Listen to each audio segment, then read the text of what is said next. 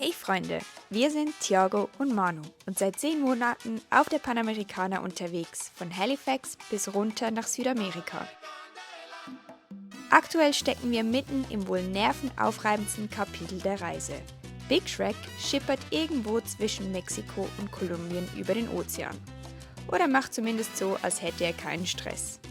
Wir dagegen warten und üben uns in einer Disziplin, die so gar nicht zu uns passt: Geduld. Ganz untätig bleiben wir aber natürlich nicht. Bevor wir endlich südamerikanischen Boden unter den Füßen haben, haben wir noch einen kleinen Zwischenstopp eingebaut. Die Frage ist nur, erkennt ihr, wohin es uns verschlagen hat?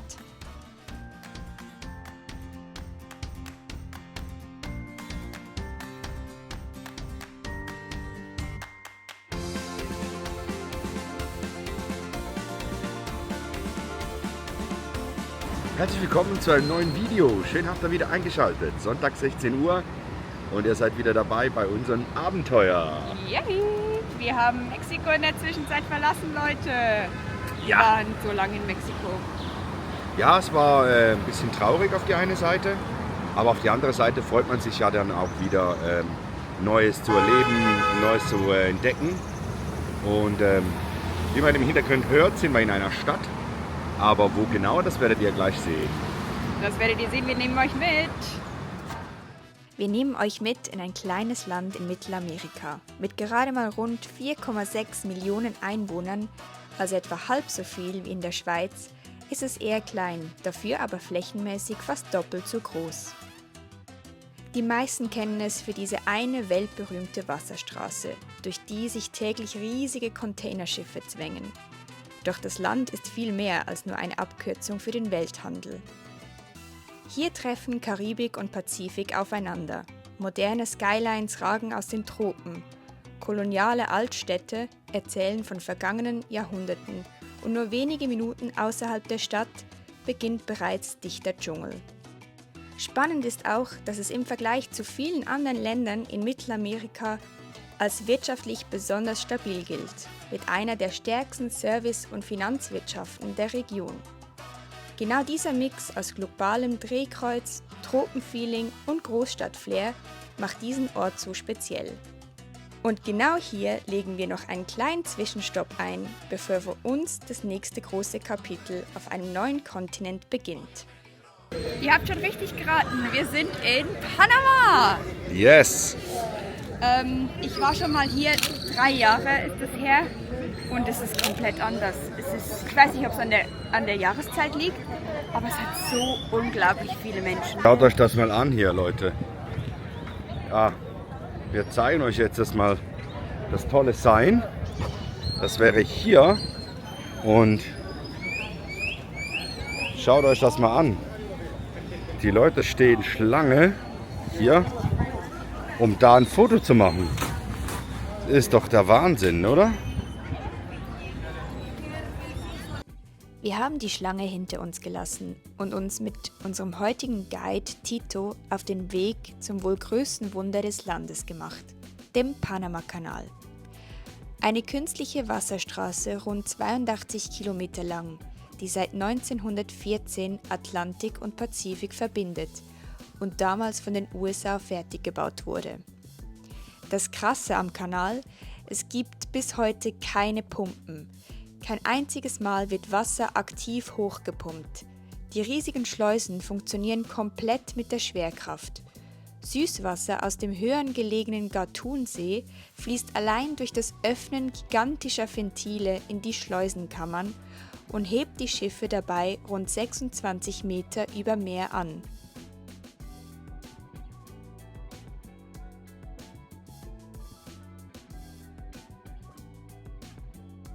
Jede Durchfahrt braucht dabei etwa 190 Millionen Liter Wasser. Einfach nur indem, dass das Wasser von selbst nach unten fließt.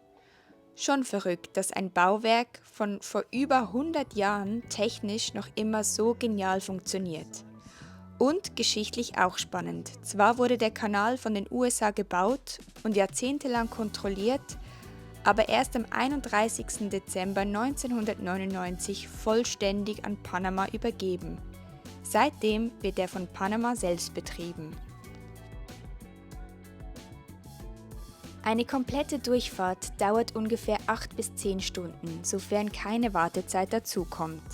Und die Kosten reichen von rund 2.700 US-Dollar für kleine Privatboote bis zu mehreren 100.000 Dollar für große Fracht- oder Kreuzfahrtschiffe. In Extremfällen, wenn Reedereien sich bei Auktionen einen schnellen Slot ersteigern, wurden während der Dürrejahre sogar bis zu 4 Millionen US-Dollar für eine einzelne Passage bezahlt. Was für ein Schnäppchen. Wir haben auch gelernt, wie stark Geopolitik hier bis heute oder vor allem heute spürbar ist. Die USA und China wollen strategisch beide möglichst viel Einfluss rund um den Kanal behalten. Gerade in der aktuellen politischen Lage ist es wieder ein großes Thema, weil unglaublich viele chinesische und amerikanische Waren hier täglich durch müssen. Und natürlich hängt über allem wieder die Weltpolitik. Trump poltert offen gegen den chinesischen Einfluss rund um den Kanal und sprach davon, den Kanal zurückholen zu wollen. Das war unsere Tour zum Panama-Kanal.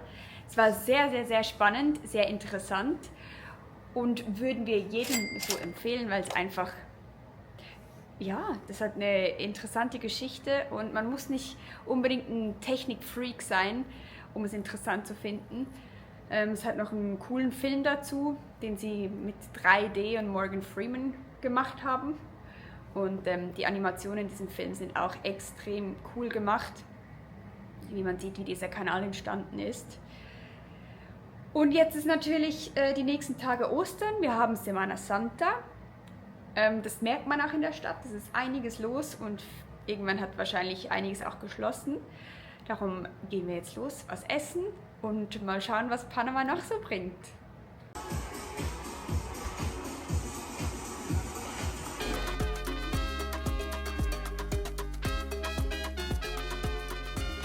Tag 2 in Panama City. Heute gehen wir es ein bisschen ruhiger an. Es ist Karfreitag. Es hat ziemlich alles geschlossen, was man so machen könnte. Und die Klimaanlagen hier sind unglaublich. Die sind wieder wie in den USA. Draußen hat es 32 Grad und gefühlt 100% Luftfeuchtigkeit. Und drinnen kühlen sie gefühlt auf 5 Grad runter. Und darum hat es mich bereits erwischt. Ich habe Halsschmerzen. Ich reagiere super empfindlich auf Klimaanlagen. Ich weiß nicht, wie das bei euch ist. Thiago hat da gar kein Problem. Ja, aber darum ist es gerade mal gut, heute ein bisschen ausspannen und vielleicht noch ein bisschen spazieren gehen. Und dann machen wir morgen wieder Programm. Ja. Warum siehst du so verzweifelt aus? Was ist los? Leben ist scheiße, Mensch. Echt alles bescheuert hier. Nee, Spaß beiseite. Schiff hat Verspätung. Sage und schreibe 1,5 Wochen. Man siehe da, es war mal 2 Tage früher geplant. Ja, hat sich alles wieder verschoben.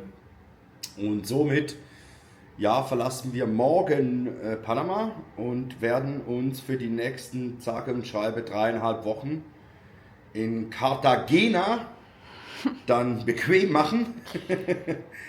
Und ja, werden da die Zeit genießen und schauen, was da zu machen gibt.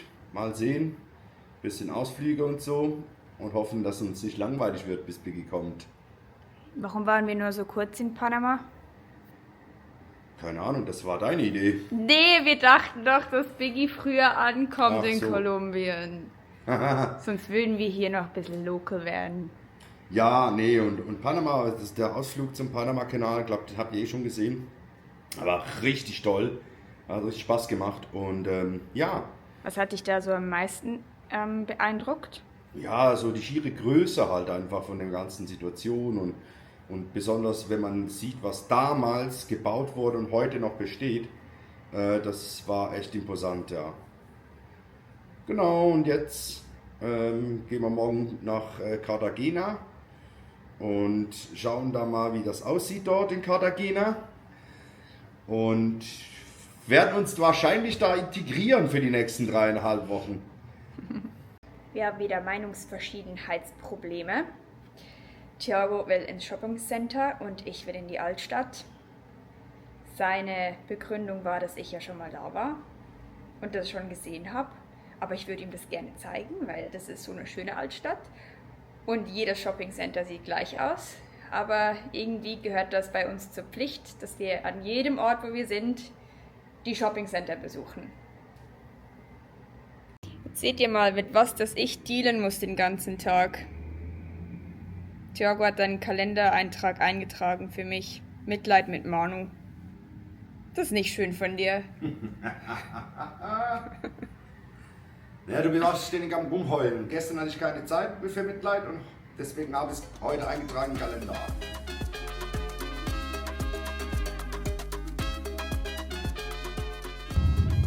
Leute, hier hat es einfach wieder amerikanische und kanadische Essensketten. Wir sind gerade an einem Tim Hortons vorbeigefahren. Dann, was haben wir noch gesehen?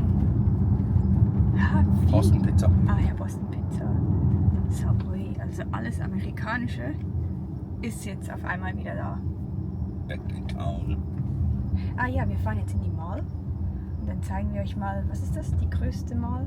Die zweitgrößte in Lateinamerika, Ah. sagen sie. Wo ist denn die größte? Ich glaube in Sao Paulo oder umgekehrt. Die größte hier und in Sao Paulo die zweitgrößte. Ich glaube, die größte ist in São Paulo. Ich denke schon, weil Ja. die Lateinamerikaner gehen gerne in Shoppingcenter.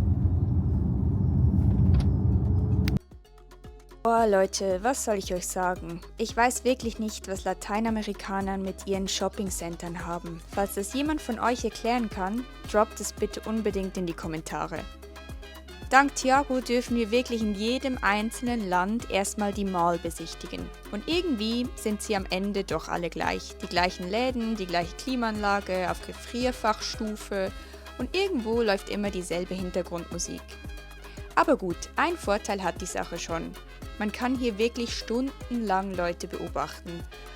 Und das wird ehrlich gesagt nie langweilig. Zwischen Familienausflug, Teenager-Date, kompletten Sonntag in der Food-Court-Zone und Menschen, die einfach nur zum Schlendern kommen, gibt es immer irgendwas zu sehen.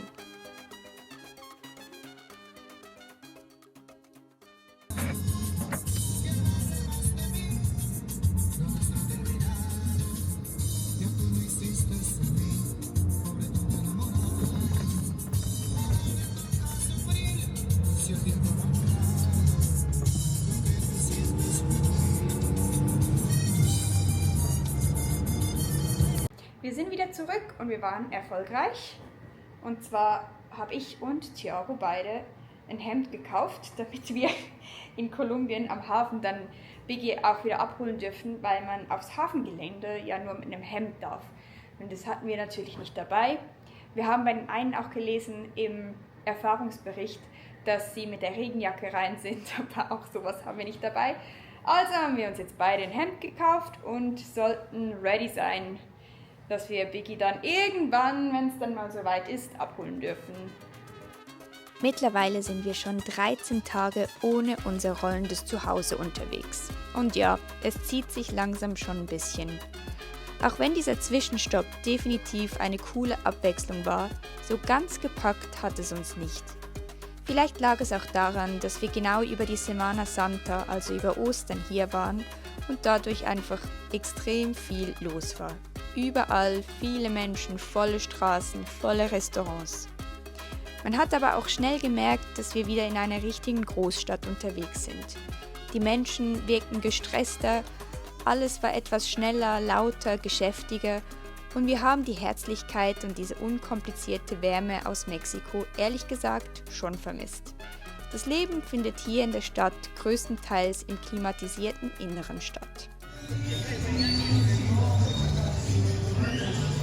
Wie fühlst du es so in Panama City im Altstadtviertel? Leute, richtig cool. Läuft die Soße runter. Ja, es ist So cool. heiß, ja, aber das ist halt Mittelamerika und South America wird ja dann auch so bis zu den Anden. Also haben wir schon mal eine gute Eingewöhnung. Morgen geht es ja nach Cartagena und ja, da wird es ja nicht besser. Da wird es anders.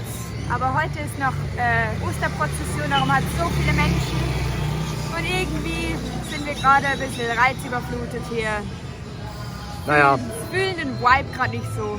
kann es geben, gell? Aber wir haben uns wieder mal ein bisschen bewegt, haben ja das kulturelle Herz von Panama kennengelernt. Und ja, lassen das auch wenig sacken, vielleicht bei einem Bier oder was zu essen, gell? Essen ist immer gut.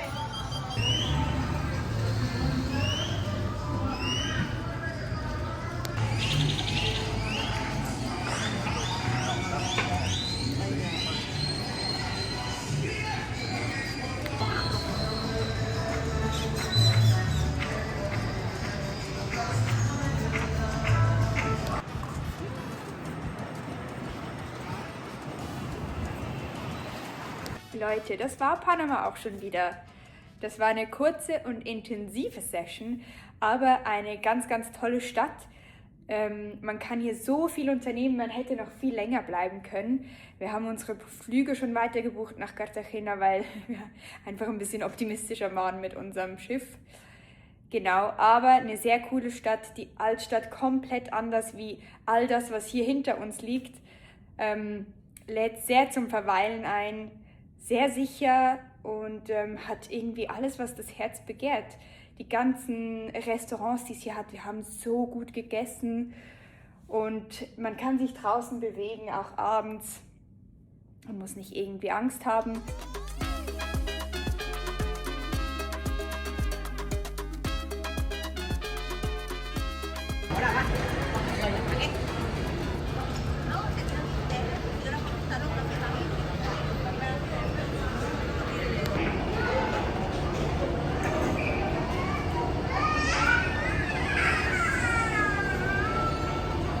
Thiago, bist du traurig, dass wir Panama verlassen? Jein. Sag mal ehrlich, warum? Was soll ich ehrlich sagen? Warum es ein Jein ist? Ach so. Ich habe jetzt irgendwie, vielleicht auch als Stadt oder so, aber ich habe jetzt die Leute nicht außerordentlich freundlich empfunden hier. So. Aber das war in Mexiko zum Beispiel anders. Aber ja, manchmal hat man einfach auch Pech. Das stimmt. Ich habe es auch so empfunden. Okay, bye. Falls ihr noch nicht abonniert habt, Freunde, dann ist jetzt der Moment, dem Video ein Abo, Like und Kommentar zu geben. Und wir sehen uns nächste Woche wieder. Macht's gut!